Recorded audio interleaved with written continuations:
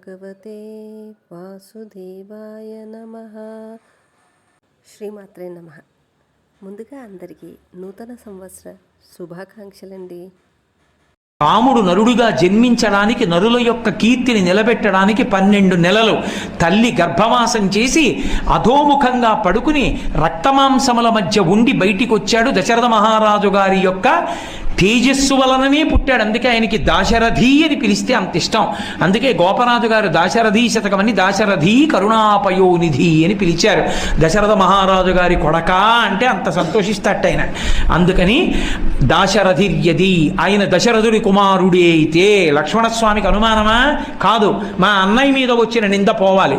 అందుకని ధర్మాత్మ సత్యసంధశ్చ రామో దశరథిర్యది పౌరుషేచా ప్రతిద్వంద్వ శరైనం జహిరావిణం. పౌరుషం ఉన్నవాడైతే ఇదిగో మేము నేను వేసిన బాణం ఇంద్రజిత్తుని పడగొట్టాలన్నాడు. పడిపోయిందంతే ఇంద్రజిత్తు శిరస్సు. అందుకే రాముని యొక్క కీర్తి వైభవాన్ని చాటింది కాబట్టి ఆ శ్లోకాన్ని రామాయణానికి మూలమంత్రంగా చెప్తారు. కాబట్టి రామచంద్రమూర్తి కౌసల్యాదేవి దగ్గరికి రావడానికి ముందర ధర్మాన్ని పట్టుకున్నాడు. తర్వాత కష్టాలలో ధర్మాన్ని పట్టుకోవడమే చాలా కష్టం. ఒకటి కాదు కష్టం, ఎన్ని కష్టాలు వచ్చి మీద పడ్డాయో ఆయనకి. ఎన్ని కష్టాలు వచ్చినా ధర్మం మాత్రం ఎన్నడూ తప్పలేదు. కనీసం ఒక్క పూట సంధ్యావందనం రాముడు మానేశాడు, అగ్నికార్యం మానేశాడన్నది లేదు. అంత ధార్మికం. ఆఖరికి పర్ణశాల కట్టుకుంటే అన్నయ్య పర్ణశాలలోకి ఎడదామంటే కర్తవ్యే వాస్తుశవనం సౌమిత్రే చిరజీవిభి అంటాడు. 10 కాలాలు బతకాలనుకుంటే వాస్తు పూజ చెయ్యాలి రా లక్ష్మణ అంటాడు.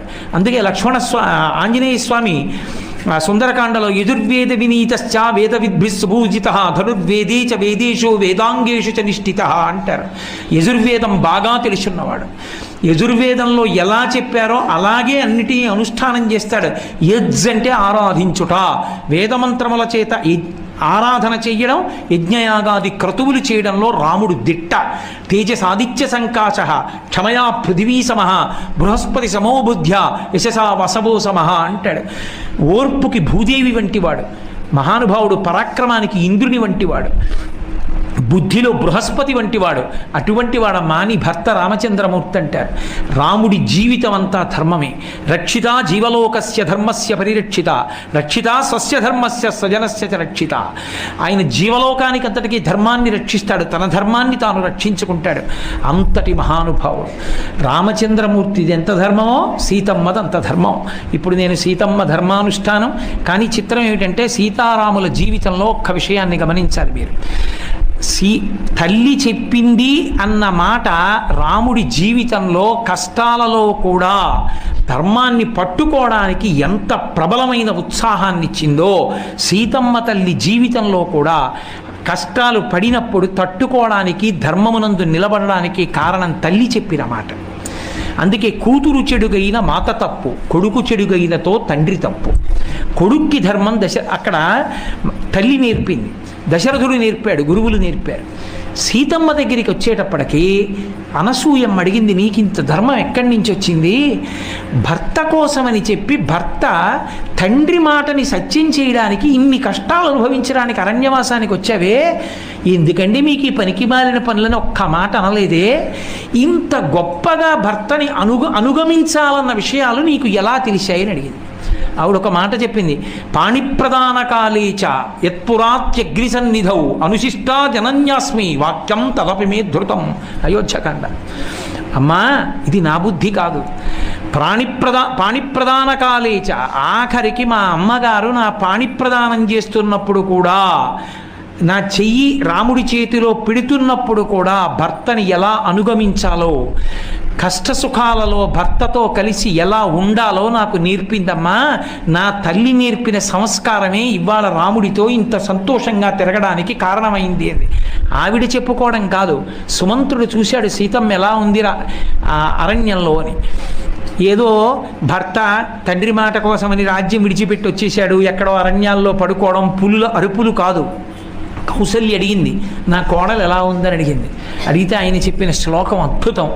బాలేన రమతే సీతా బాలచంద్ర నిభానన రామా రామే హ్యదీనాత్మ విజనేపి వనేసతి అన్నాడు.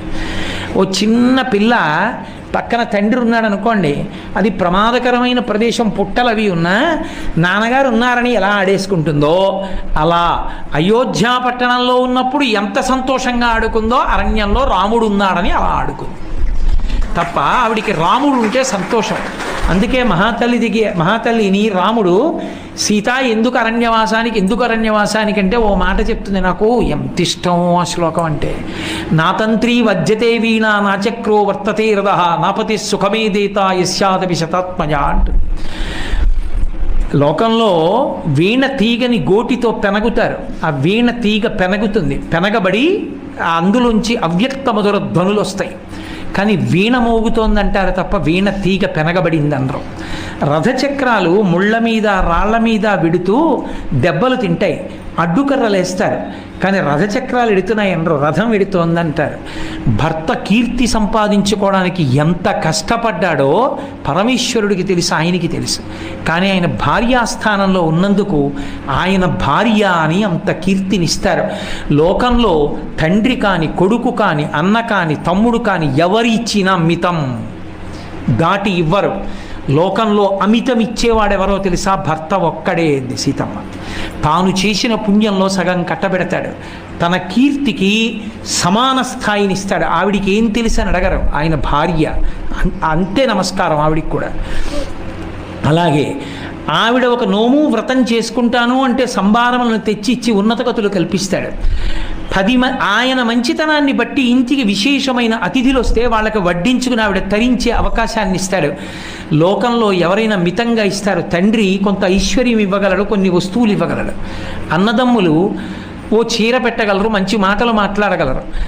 ఉన్నత లోకాలు కూడా వెళ్ళడానికి వీలైనటువంటి పుణ్యాన్ని సముపార్జించి పెట్టి తన పుణ్యంలో సగభాగం ఇచ్చేవాడు భర్త ఒక్కడే. తన కడుపున ధార్మికమైన సంతానం పుట్టి అమ్మా అని పిలిపించుకునే అదృష్టాన్ని కల్పించేవాడు భర్త ఒక్కడే. తన ఇద్దరూ పెద్దవాళ్ళు అయిన తర్వాత నేనో అదో అని తన గురించి బెంగ పెట్టుకుని ఏర్పాట్లు చేసేవాడు భర్త ఒక్కడే. అందుకే భర్త ఇచ్చినది అమితం, ఎవరిచ్చినా మితం. అటువంటి భర్త ధూర్తుడైనా గౌరవిస్తారమ్మా. ఇంత సుగుణాభిరాముడైన నా భర్తని గౌరవించడం పెద్ద గొప్ప తల్లి అని అడిగింది అనసూయమ్మని సీతమ్మ. అటువంటి సీతారాములు వయస్సులో చిన్నవాళ్ళైనా రామాయణ దాంపత్యాల్లో సీతారాముల దాంపత్యం లాంటి దాంపత్యం లేదు. ఇద్దరూ పరమధర్మమే. ధర్మం తప్ప ఇంకోటి అక్కర్లేదు. అందుకే రావణుడితో అంటుంది, అసందేశాత్తు రామశ్చాత్ తపసశ్చానుపాలనాత్ నత్వాం కుర్మి దశగ్రీవ భస్మార్హి తేజస అంటుంది. నేను నరకాంతని, నా భర్త రక్షించాలి, అందుకు ఊరుకున్నాను, లేకపోతే నా తపశ్శక్తితో నిన్ను భస్మం కింద మార్చేతురు రావణ, జాగ్రత్త అంటుంది. అంత ధర్మాన్ని పాటించింది మహాతల్లి. సీతారాములు ఇద్దరు ధర్మం, ఆ ధర్మాన్ని పట్టుకున్నారు కాబట్టే యుగం దాటిపోయిన ఆ రామనామం తారకనామం అయింది. హరునకు విభీషణున కద్రిజకున్ తిరుమంత్రరాజమై కరిగి నహల్యకున్ ద్రుపదకన్యకు నార్తి హరించు చుట్టమై బరగిన ఎట్టిని పతితపావన నామము నాదు జిహ్వపై నిరంతరము నటింపచేయుమిక దశరథి కరుణాపయోనిధి అని కోరుకున్నారు. అటువంటి సీతారాములు ఎక్కడైనా విష్ణువాలయానికి వెడితే లోపల ఉన్న మూర్తి ఎవరో అడగం, విష్ణువాలయం అంటాం. విష్ణువాలయమే అయినా రామాలయానికి వెడితే మాత్రం విష్ణువాలయం అనం, రామాలయం అంటాం. లోకంలో ఎవరినైనా ఏదో అమ్మ అని కానీ తల్లి అని కానీ అంటాం. ఎంత ప్రేమో నరజాతికి అదున, ప్రత్యేకించి ఆంధ్రదేశంలో సీతమ్మ తల్లి అంటారు. సీతమ్మ తల్లి అంటారు. సీతమ్మ అంటే ప్రేమ తీరదు, సీత తల్లి అనరు, సీతమ్మ తల్లి. ఎంత ప్రేమో. ప్రత్యేకించి నా స్వామి ఎడమతొడ మీద తల్లిని కూర్చోబెట్టుకుని కూర్చుంటే శంకరులంతటి వారు పరవశించిపోయి వామాంకస్థిత జానకీ పరిల సత్కోదండ దండంకరే చక్రం చోద్భకరేణ బాహుయుగళే శంఖం చరం దక్షిణే బిభ్రాణం జలజాత పత్రనయనం భద్రాద్రిముద్రిస్థితం కేయూరాది విభూషితం రఘుపతిం సౌమిత్రియుక్తం భజే అంటారు. కాబట్టి రాముడు ధర్మాన్ని పట్టుకున్నాడు, సీతమ్మ ధర్మాన్ని పట్టుకుంది. వాళ్ళిద్దరే కాదు, పేర్లు మిగిలిపోయింది. ఎప్పటికీ నరజాతి ఉన్నంత వరకు దశరథుడు, కౌసల్య, సుమిత్ర, కైకేయి, స్వామి హనుమ, జటాయువు దగ్గర నుంచి ఋషులు, శరభంగుడు, వశిష్ఠుడు, విశ్వామిత్రుడు, వాల్మీకి మహర్షి, ఆఖరికి ప్రతినాయకుడైనటువంటి రావణాసురుడు, కుంభకర్ణుడి దగ్గర నుంచి విభీషణుడి వరకు అందరూ ప్రస్తావింపబడుతున్నారు. ఆ ధర్మమే మనిషిని ఉద్ధరిస్తుంది. ఆ ధర్మాన్ని పట్టుకుంటే అంటే కేవలం నువ్వు కాదు, నిన్ను కన్న మేము, నీతో ఉన్నవాళ్ళు అందరూ తరిస్తారు. కాబట్టి ధర్మస్త్వామభిరక్షతు, నువ్వు పట్టుకున్న ధర్మమే నీకు శ్రీరామ రక్ష, నిన్ను కాపాడుతుంది. రామ, ధర్మాన్ని వదిలిపెట్టకు. నువ్వు ఏ ధర్మాన్ని ఇన్నాళ్ళు పట్టుకున్నావో ధృత్యాచ నియమేనచ, అదే ధర్మాన్ని పట్టుకో, నిన్ను కాపాడుతుందంది కౌసల్య. ఆ శ్లోకాన్ని మనం జ్ఞాపకం చేసుకుంటే ఎప్పుడైనా అడ్డదారి తొక్కవలసి వస్తే ఒక్కసారి ఆ శ్లోకం గుర్తొచ్చిందనుకోండి, యం పాలయసి ధర్మంతం ధృత్యాచ నియమేనచ సవై రాఘవశార్దూలా ధర్మస్త్వాం అభిరక్షతు. ఆ ధర్మాన్ని పట్టుకుంటే రామా నిన్ను ధర్మం కాపాడుతుందన్న మాట మనకి స్ఫురణలోకి వస్తే, కౌసల్య ఆశీర్వచనం తర్వాత రామాయణం, కౌసల్య ఆశీర్వచనానికి ముందు రామాయణం. ధర్మం అంతా అందులోకి ఒదిగిపోయి ధర్మమునందు అనురక్తి పెరుగుతుంది. అందుకే ఈ శ్లోకం ప్రత్యేకించి ఎవరికి తెలిసి ఉండాలంటారంటే, ప్రతి ఇంట రామచంద్రమూర్తి జన్మించాలంటే ఆ సంస్కారం అబ్బాలి అంటే ఈ శ్లోకాన్ని చెప్పి తల్లి అన్నం పెట్టేటప్పుడు కొడుక్కి రామకథ చెప్పాలి. ఇదిరా రాముడంటే, ఇదిరా రాముడి ధర్మం అంటే అని.